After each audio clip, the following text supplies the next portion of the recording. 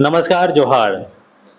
स्वागत है आपका एसआर प्राइम न्यूज़ में। मैं हूं रवीश तिवारी। अभी हम मौजूद हैं धनबाद के बिरा कोलियरी में और ये तिवारी का बीसीक्यू कार्यालय है और हमारे साथ जो मौजूद हैं वो कोई परिचय के मोहताज नहीं हैं। ये किसान संग्राम समिति के जिला अध्यक्ष मासस का एक विंग है और इनका नाम आनंदमयी पाल है। आज इनसे जुड़ेंगे और मासस के जो इतिहास है और मासस की जो कार्यशैली रही है, जिस चीज़ के लिए मासस जाना जाता है पूरे कोयलांचल में, इस पे हम चर्चा करेंगे। तो सबसे पहले स्वागत है आपका एसआर प्राइम न्यूज़ में।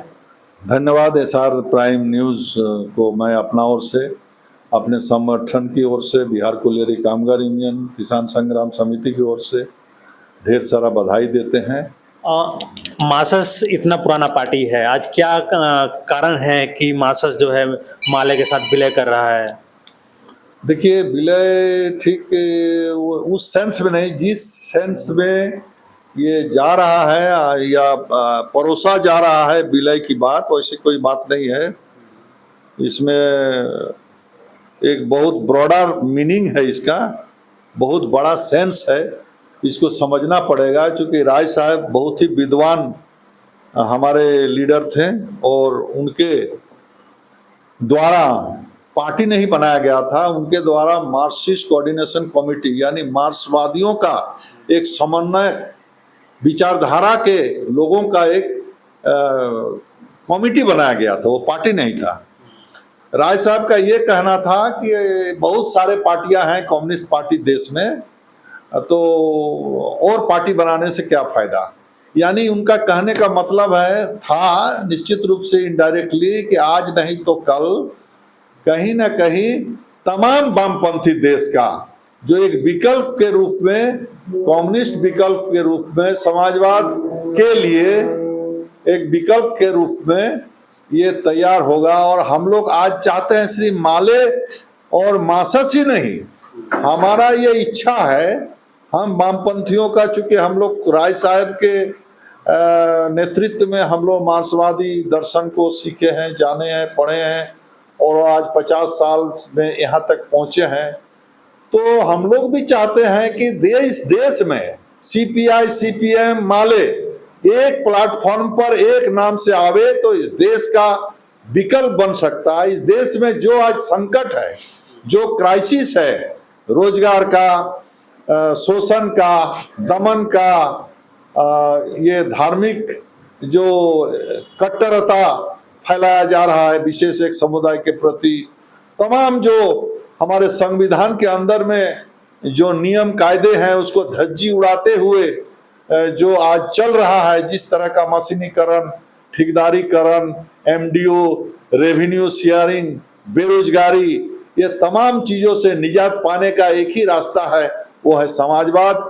और ये मार्क्सवाद समन्वय समिति और माले नहीं, मेरा तो अपील है कि तमाम वामपंथी आज एक जगह में आवे, एक नाम हो। इस देश को आज जरूरत है, देश का जनता का विकल्प हम इसलिए नहीं बन पा रहे हैं कि हम बहुत सारे टुकड़ों में बटे हुए हैं। ये अगर हमारे एकीकरण हो जाए पूरे देश के पैमाने पर, तो निश्चित रूप से हमारी सरकार, हमारी व्यवस्था, मजदूर किसानों का राज, जो एक कम्युनिस्ट का एक सपना है, वो सपना निश्चित रूप से पूरा हो सकता है।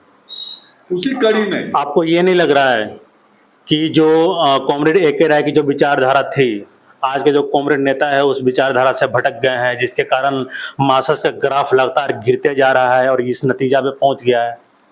बिल्कुल। मैं देखिए, आज जिस समय राय साहब यहाँ राजनीति करने आए हो, तब का समय और आज का समय में काफी परिवर्तन है, सोच में भी परिवर्तन आना लाजमी है। उस समय मेहनत, श्रम का एक ये था, मैनुअल चीज था। आज मशीनीकरण, नाना प्रकार से ठेकेदारीकरण होने के चलते एक सोच में बहुत बड़ा परिवर्तन तो आया है निश्चित रूप से। लेकिन आज भी हम लोग जैसे बहुत सारे ऐसे कार्यकर्ता, समर्पित कार्यकर्ता और नेता आज भी इस संगठन में हैं।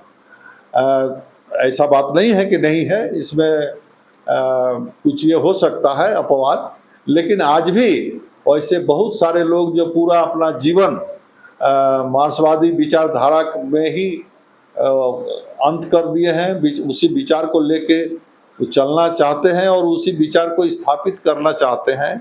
ऐसी कोई बात नहीं है। आज राजनीति का स्तर काफी गिर गया। Comrade A K. राय कभी पेंशन नहीं लिए, कॉमरेड ए.के. राय कभी दल बदल नहीं किए। आज पेंशन बढ़ाने वाले, आज दल बदलने वाले, आज यहाँ कल वहाँ रोज पार्टी बदलने वाले लोगों को भी आज देखिए क्या स्थिति है देश का। जो राजनीति में आज के तारीख में जो चेंज आया है वो हम जनता के कारण ही आया, क्योंकि हम जनता वैसे नेताओं को प्रश्रय दे रहे हैं जो मालिक बन के हम पर हावी हो रहा है। जबकि होना तो ये चाहिए डेमोक्रेसी कि वो हमारा नौकर रहे, संसद विधायक हमारा सर्विस प्रोवाइडर रहे, हमें सेवा देने वाले रहे। लेकिन आज कुछ उल्टा ही हो गया है। इसीलिए आज एक ये है, लेकिन देर आए भले ही, लेकिन वो व्यवस्था आएगा जो व्यवस्था हम समाजवाद के तहत समझने का या पाने का प्रयास करते हैं, या जो सपना हम देखते हैं। सर, आप जिस गांव से आते हैं आमटल पंचायत, वो एक समय मासस का गढ़ हुआ करता था, लेकिन इस लोकसभा चुनाव में जिस तरह से वहां से मासस पिछड़ गई, क्या कहेंगे आप? बिल्कुल, क्या कमी रह गया, क्या कारण रह गया? कमी देखिए, कमी नहीं रहा। ये वोट पब्लिक अपना विचार, अपना सोच के साथ वोट देती है। एक आजकल एक सोशल मीडिया, आपका टेलीविज़न का जिस तरह से प्रचार प्रसार का एक दौर है, उस प्रचार प्रसार के दौर में हम लोग कॉम्पीट उसके साथ निश्चित रूप से नहीं करते हैं। और हमारा कहीं ना कहीं हमारा जो सोच है, हम जो चाहते हैं, हमारा जो काफ़ी बड़ा सोच हम रखते हैं गरीबों के प्रति, वो सोच हम लोगों ने उनके भीतर घुसाने में संभवतः कुछ हद तक सफल हुए हैं, कुछ हद तक विफल भी हुए हैं। इसको स्वीकार करना पड़ेगा और उसी का ये नतीजा है। लेकिन ऐसी कोई बात नहीं, उसमें सुधार आएगा, निश्चित रूप से सुधार आएगा। क्योंकि संसदीय चुनाव और विधानसभा ये दोनों में काफ़ी फर्क होते हैं। तो निश्चित रूप से संसदीय चुनाव में लोग दिल्ली के तरफ देखते हैं। मैंने अभी कहा आपको कि विकल्प के रूप में वामपंथ इस देश में एक चेहरा नहीं बन पाया है, वो भी एक कारण है। इसको भी हम स्वीकार करते हैं। सर, आप जहाँ तक बोल रहे हैं कि लोकसभा चुनाव का मुद्दा अलग होता है, विधानसभा चुनाव का मुद्दा अलग होता है, और धनबाद कोयलांचल में देखा जाए तो मासस यहाँ की तीसरी सबसे बड़ी पार्टी बनकर हमेशा उभरी है। लेकिन आप जो कह रहे हैं ये तो तथ्य से एकदम परे हैं, क्योंकि एक युवा लड़का इखलाक अंसारी, जिसको कोई नहीं जानता था, वो 80,000 वोट लाता है। और मासस जिसका 52 साल का 53 साल का एक इतिहास रहा है कोयलांचल में, और वो चुनाव लड़ते हैं, उनके सपोर्ट से जगदीश रवानी चुनाव लड़ते हैं और मात्र 30,000 भी वोट नहीं मिल पाता है। ये विफलता को आप किस रूप में देख रहे हैं आप? हो सकता है, देखिए जनता मालिक है, जनता को पसंद नहीं हुआ होगा, कैंडिडेट को वोट नहीं किया। इसको स्वीकारने में मुझे कोई दिक्कत नहीं है। लेकिन मासस था, है और रहेगा, और एक माले के रूप में आने वाले दिन में ये व्यापकता लाएगा पूरे झारखंड में, और कम से कम पूरे झारखंड में यथाशीघ्र इसका विकास होगा और ये आगे अपना विचार को आगे बढ़ाएगा। ये भी सुना जाता है सर कि जो जगदीश रवानी जब चुनाव लड़ रहे थे तो मासस के कई ऐसे नेता थे जो उनके विरोध में थे, उनको सपोर्ट नहीं कर रहे थे, उनके पीछे से तरह तरह के षड्यंत्र रच रहे थे। तो एक तरफ जहाँ कोयलांचल की तीसरी सबसे बड़ी पार्टी और इतनी बुरी तरह धराशायी हो जाए, ये कैसे पॉसिबल हो सकता है? ऐसा कोई बात नहीं है। देखिए, जब भी कोई चुनाव आता है, आप देखे होंगे भाजपा में अभी कश्मीर में मुर्दाबाद का नारा लग गया बीजेपी के खिलाफ।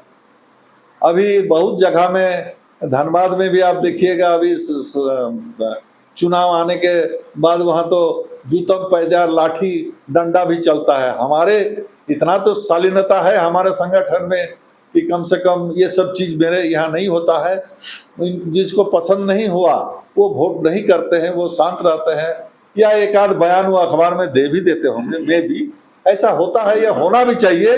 एक प्रतिस्पर्धा संगठन के अंदर भी चलना चाहिए, तभी संगठन मजबूत होता है, मैं ये मानता हूँ। सर, आप जिस पंचायत से आते हैं, जिस बूथ से आते हैं, उस बूथ में कई ऐसे कर्मठ मासस के नेता हैं, और मैंने वो चीज़ देख रहा था कि उस बूथ से मात्र 80 के आसपास वोट आते हैं।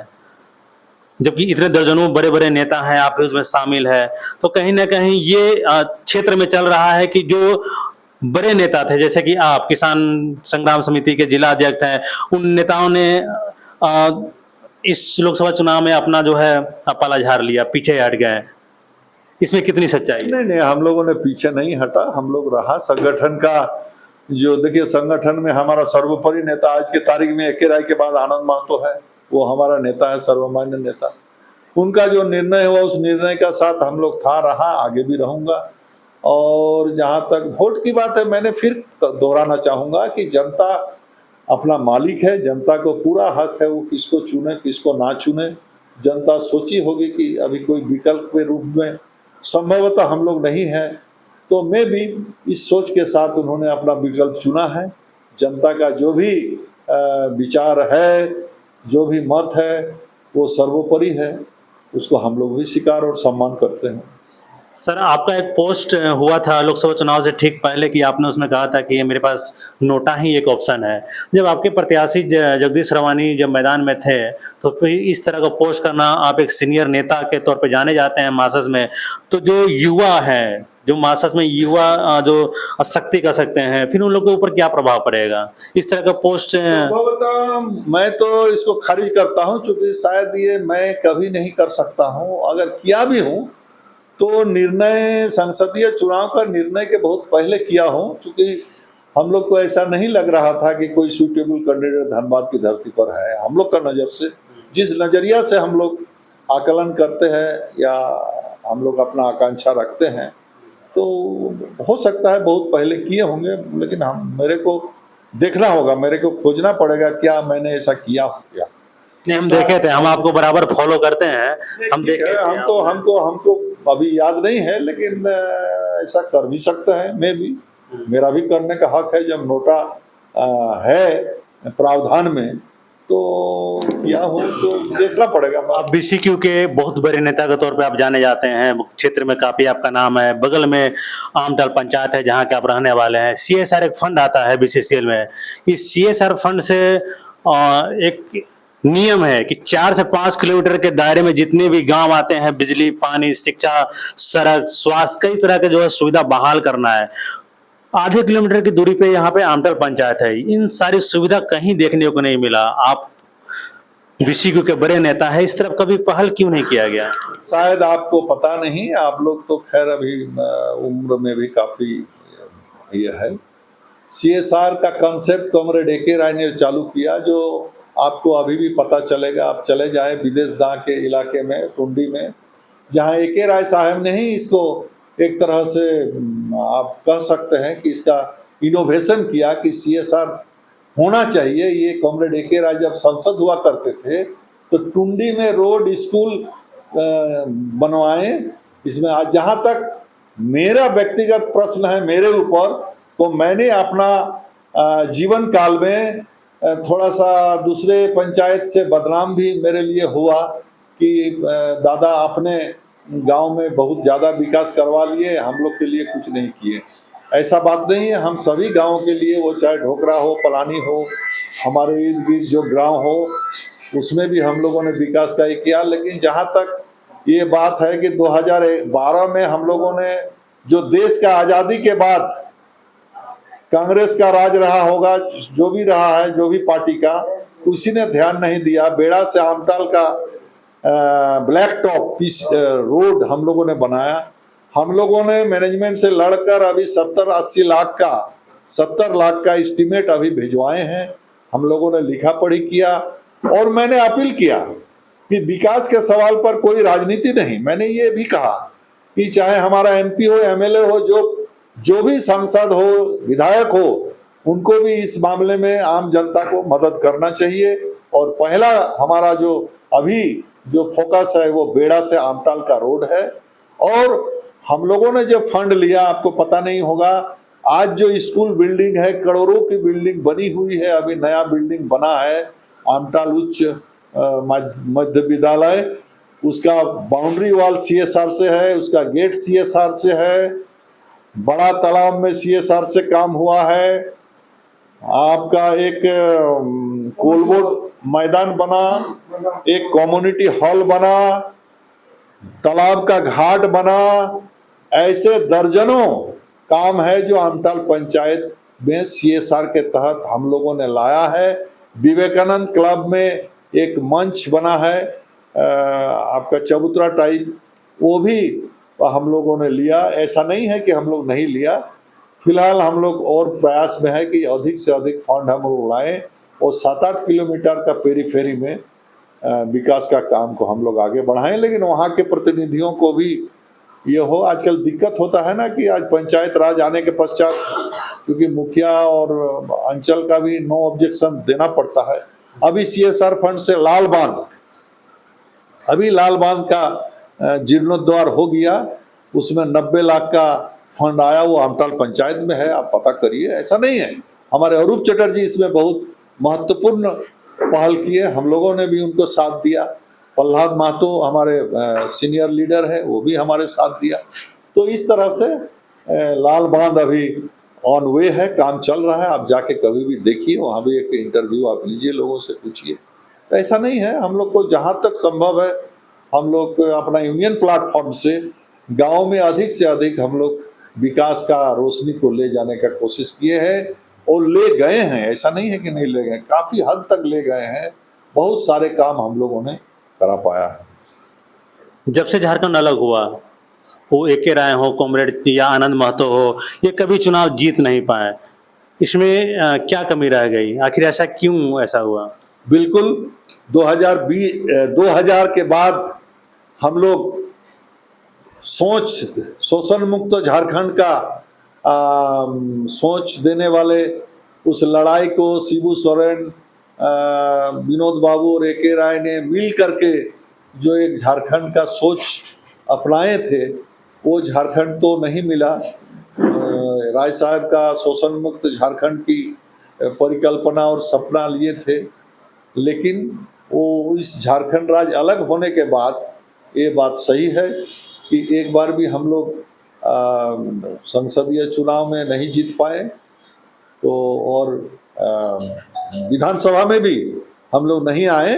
लेकिन इन 25 साल, अभी ये इस चुनाव तक ये 25 साल होगी, तो 25 साल कम से कम सिंदरी विधानसभा में क्या हुआ नहीं हुआ, आम जनता को, आम लोगों को, हमारे जो सिंदरी विधानसभा के साथी हैं उनको ये हिसाब करना है, हिसाब मांगना है कि 25 वर्षों में क्या हुआ सिंदरी विधानसभा में। इसीलिए जनता इस बार जो भी 25 साल तक राज किया, नाम भले ही अलग अलग हो, लेकिन भाजपा का नाम से राज किया। इस बार निश्चित रूप से जनता उखाड़ फेंकेगी। भाजपा से कोई सी भी तरह का विकास का संभावना या उम्मीद लोगों में नहीं रहा है, नहीं रहेगा। और मुझे उम्मीद है कि इस बार लोग 25 साल का हिसाब मांगेंगे और उसका हिसाब महंगा पड़ेगा भाजपा को इस बार। 9 सितंबर को आप लोग माले और मासस एकता रैली निकालने वाले हैं, इससे क्या मतलब क्या संदेश देना चाह रहे हैं आप लोग? 9 सितंबर एक एकता रैली के नाम पर ये है, और 9 सितंबर को हम अपील करेंगे कोलियरी के मजदूर, गांव के किसान, नौजवान, सभी हम एक विकल्प बने। आने वाला दिन में झारखंड में एक विकल्प के रूप में माले के साथ हमारा जो विलय का प्रक्रिया है वो अंतिम दौर का प्रक्रिया होगा। 9 तारीख को हमारे आनंद महतो जो हमारे वरिष्ठ नेता हैं, सर्वोपरि नेता है संगठन का, मासस का, उनकी अध्यक्षता में गोल्फ ग्राउंड धनबाद में, और दीपंकर भट्टाचार्य जो राष्ट्रीय महासचिव हैं, राष्ट्रीय स्तर के नेता हैं, वो सभी रहेंगे। और हम लोग का ये टारगेट है कि कम से कम 50,000 का जुटान माले और मासस मिल के करेंगे। और इस एकता रैली भाजपा का लूट, भाजपा का सांप्रदायिकता का जो जवाब हम लोग देते हुए आने वाला दिन में झारखंड में एक विकल्प के रूप के उभरने का हम प्रयास करेंगे। हम सभी अपना ग्रामीण जनता, कोलियरी के मजदूर सभी से कहेंगे, अब फिर से एक बार हम लोग को अपना शक्ति दिखाने के लिए हम लोग गोल्फ ग्राउंड में जुटे। मैं सभी को इस चैनल के माध्यम से अपील करता हूं।